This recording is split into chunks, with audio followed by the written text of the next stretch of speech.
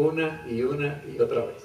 ¿Por qué? Porque el plan de Dios es que nosotros podamos entender que tú y yo somos bienaventurados al ser sobreavisados, al ver Dios a través de su Espíritu Santo y de hombres que Dios ha puesto para mandar ese mensaje y hacernos conciencia de la necesidad que tenemos de conocer los tiempos. ¿Para qué? Para que no seamos sorprendidos como el ladrón. Así que vamos a ponernos de pie, vamos a leer estas dos porciones en el capítulo 41, Isaías 41, 21 y 23, y Isaías 44, 7 y 8. Cuando todos lo tengan, me dan un amén. Isaías. Así que leemos la palabra de Dios en el nombre de los tres grandes. Y escuchen lo que dice aquí el profeta. Danos nuevas de lo que has de hacer después, para que sepamos que vosotros sois dioses, o a lo menos haced bien o mal, para que tengamos que contar juntamente tus maravillas. He aquí que vosotros sois nada y vuestras obras vanidad. Abominación es el que os escogió. Y leemos en el 44,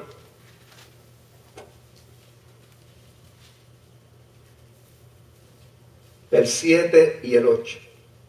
¿Y quién proclamará lo venidero?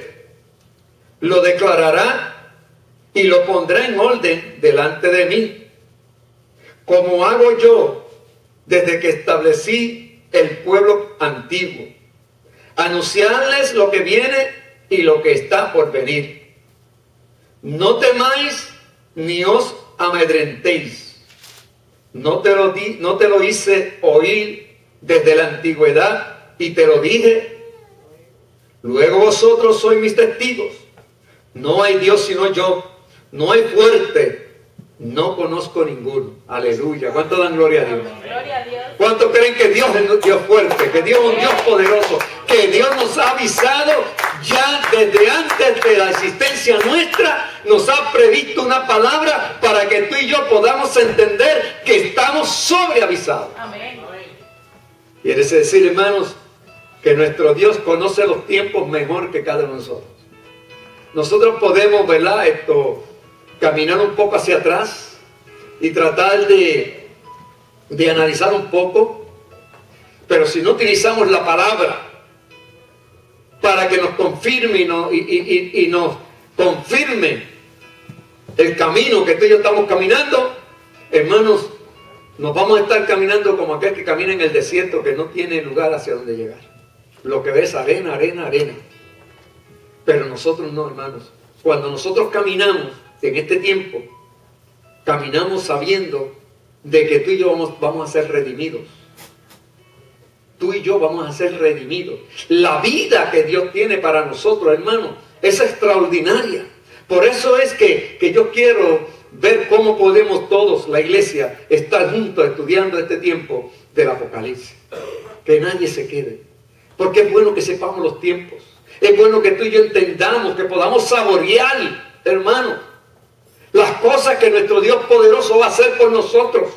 ¿Y sabe por quién? Especialmente por ti, por mí, los gentiles. La iglesia esta que fue comprada con Jesucristo. Aquella iglesia que perdonó todos nuestros pecados en la cruz. Y que simplemente tú lo que tienes y yo tenemos que tomar una decisión en el momento en que faltamos. Él está presto para perdonarnos. Por eso dice la palabra: no juzguéis para no ser juzgados, porque la venganza es de Dios. Yo no puedo juzgar a nadie. Yo no puedo de ninguna manera.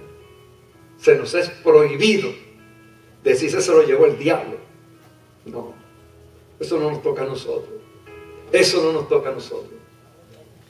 Hay solamente uno que juzga. Y eso ya está escrito ya en el día en que lleguemos nosotros. Dice que los muertos, los que están aquí vivos, y ese gran día todos comparecerán Pero ¿sabes qué?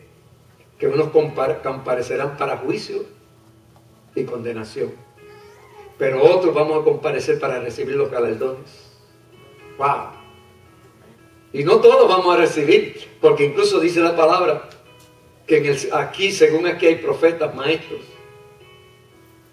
Según nosotros hemos ejercido nuestro oficio, nuestro llamado, así también vamos a ser galardonados. Amén.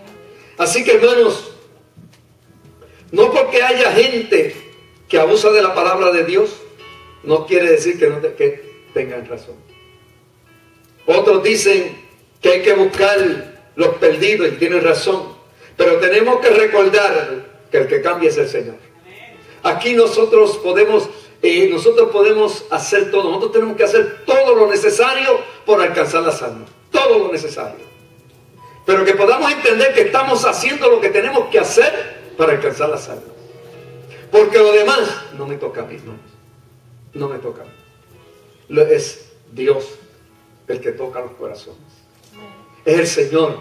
Nosotros, claro, nosotros tenemos que prepararnos, tenemos que buscar maneras, estrategias, maneras, formas de poder alcanzar las almas, de poder alcanzar los hermanos, como estamos hablando, para que se mantengan en la iglesia. Pero hay cosas, hermanos, que yo como pastor, yo doy gracias al Señor, porque una de las cosas que en mi llamado es, yo no tengo que saber que una persona va a venir aquí a la iglesia para yo ministrar. Porque la palabra de Dios hay que ponerla a tiempo y a destiempo. Si llega a nuestra iglesia, amén. Pero lo importante es hacer el trabajo que Dios nos mandó a hacer. Convencer a la gente de que Cristo es la única alternativa. De que no hay otra manera de llegar al Padre sino a través de Jesucristo. ¿Cuántos dan gloria a Dios? Amén.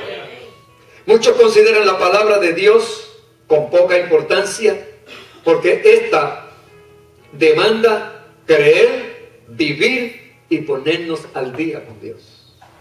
Por eso muchas veces nos resistimos a obedecer la palabra de Dios. Muchas veces no es que no conozcamos la palabra, sino más bien es que nos resistimos. Conociendo la palabra, queremos mejor decir que el Señor tiene y da oportunidades. Pero no es así. Cuando somos conocedores de la palabra, tenemos que someternos a la palabra. O por lo menos pedirle al Señor que nos ayude a obedecerla.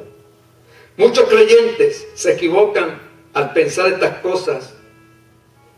¿O qué pasará?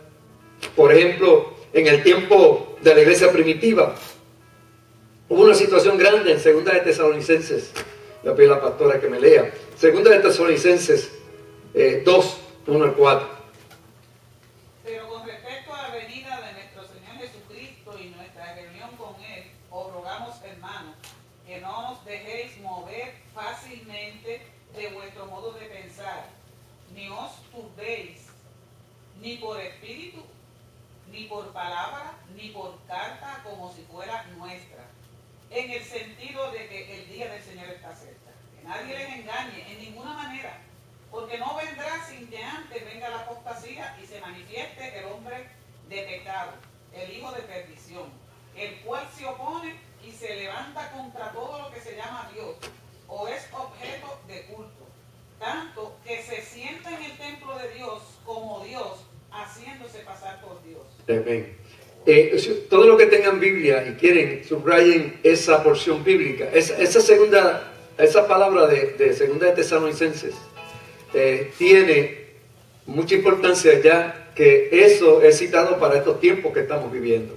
O sea, esto es para tiempos futuros. Esto es una palabra profética que el mismo apóstol la señala por lo que había sucedido. Y como también hoy día encontramos, como muchas veces escuchamos diciendo Cristo viene, por ejemplo, como hemos hablado, el mundo se acaba ahora en diciembre de este año. Y otros decían que cuando surgió este asunto del blackout, había un caos. Y hermanos, una de las cosas que la iglesia tiene que estar y conocer es que primero tiene que haber unos acontecimientos que van a marcar la iglesia. Hay unas señales ya establecidas proféticamente donde la iglesia tiene que estar con los ojos abiertos y avisados. Entonces, el apóstol Pablo, al encontrarse en esta situación, ve que la iglesia había sido perseguida. Esto estamos hablando de los primeros años de la iglesia primitiva, quizás unos 100 años ya de establecida, ya están moviéndose. Y cuando esto está sucediendo, en la segunda de Tesalonicenses, ellos habían creído de que Cristo iba a venir. Ellos habían creído, o sea, no era que ellos dudaban de que Cristo no viniera, ellos estaban esperando, creyendo de que iba a venir. Pero ¿qué pasa? Se desata una persecución terrible contra la iglesia. Muertes, asesinatos. Y ya ellos llegaron a una conclusión, pues, vamos a tirar la toalla, como dicen, porque ya Cristo viene. Y sabe una cosa, que cuando Cristo venga, una de las cosas grandes que va a hacer es que Él nos va a encontrar haciendo lo que tenemos que hacer. No es teniendo miedo. ¿Por qué? Porque la iglesia va a estar avisada. La iglesia que Cristo compró va a ser una iglesia que va a ser transformada no solamente aquí sobre la tierra, sino cuando esa iglesia sea levantada. Si algo faltaba, Cristo lo va a completar. ¿Cuántos lo creen? Porque Cristo va a perfeccionarnos cada día más y más. Entonces, en este tiempo, cuando la iglesia se encontraba en esta situación de persecución, estaban matando cristianos, algunos de los apóstoles ya los habían matado. O sea, la iglesia de Tesalónica estaba en una situación que él pensaba que ya se acababa el mundo. El apóstol Pablo se ve la urgencia de amonestar sobre los tiempos y le advirtió de los eventos proféticos que antes de su venida han de acontecer, pero que primero vendrán momentos de que la iglesia tiene que tener una postura sabiendo que el reino de Dios está cerca y que todos tenemos que estar listos. Quiere decir, hermanos, que una de las cosas que a través de esta porción yo he estado meditando, y es que todavía nosotros no hemos llegado a esa magnitud. Todavía no hemos llegado. ¿Sabe por qué no hemos llegado? Porque todavía hay muchas preocupaciones. Todavía hay muchas preocupaciones. Incluso para mí estamos demasiado de cómodos todavía. La iglesia está muy cómoda. Mucha libertad, mucho libertinismo, libertinaje. Todo esto está haciendo de que la iglesia tiene que comenzar a tomar una postura de santidad. La iglesia tiene que tomar una postura de posesionarse sobre estos tiempos, entendiendo la necesidad que hay de estar en la presencia de Dios continuamente. Porque hay que estar listo. Hay que estar listo. Dice ahí en 1 Tesalonicenses que primero tiene que surgir un sinnúmero de señales de la apostasía. 1 Tesalonicenses está bien clara y bien. Por ejemplo, nosotros estamos prácticamente viviendo el tiempo de la iglesia de la Laodicea. Esta es la iglesia en la cual everything's okay. De aquellos tiempos. Todo está bien. Todo está bien. Hermanos, estamos en unos tiempos parecidos de aquellos tiempos. El homosexualismo. Hermanos, ya le había dicho a ustedes el asunto de matrimonios. Ya tú no puedes decir la palabra matrimonio, tú tienes que decir marido y mujer. Ya tienes que especificar. Antes eso no existía. Cuando tú hablabas antes de un marido, se sabía que era un hombre y una mujer. No era más nada, tú no tenías que estar dando especificaciones sobre qué sexo era. Simplemente un marido y una mujer. Ahora, a veces hasta si son marido y mujer, hay que chequear a ver qué es lo que pasa. Hermano, estamos viviendo un tiempo de la apostasía. Pero todavía, en estos tiempos que estamos viviendo de apostasía, todavía hay cosas todavía más grandes debido a que la iglesia se está envolviendo en estos asuntos de la apostasía. La iglesia está entrando en ello. Por eso dice, estar listos. Estar previstos. Para que cuando lleguen esos días no nos sorprendan. Entonces la iglesia tiene que estar en una actitud de santidad. La iglesia tiene que estar viviendo aquí en la tierra como si estuviera en el cielo. Esa es la vestidura que la iglesia tiene que ir teniendo a la medida que vamos buscando y profundizando en la vida cristiana. Cuando aconteció la guerra del Golfo, muchos cristianos pensaban que era el Armagedón. ¿Por qué? ¿Por qué?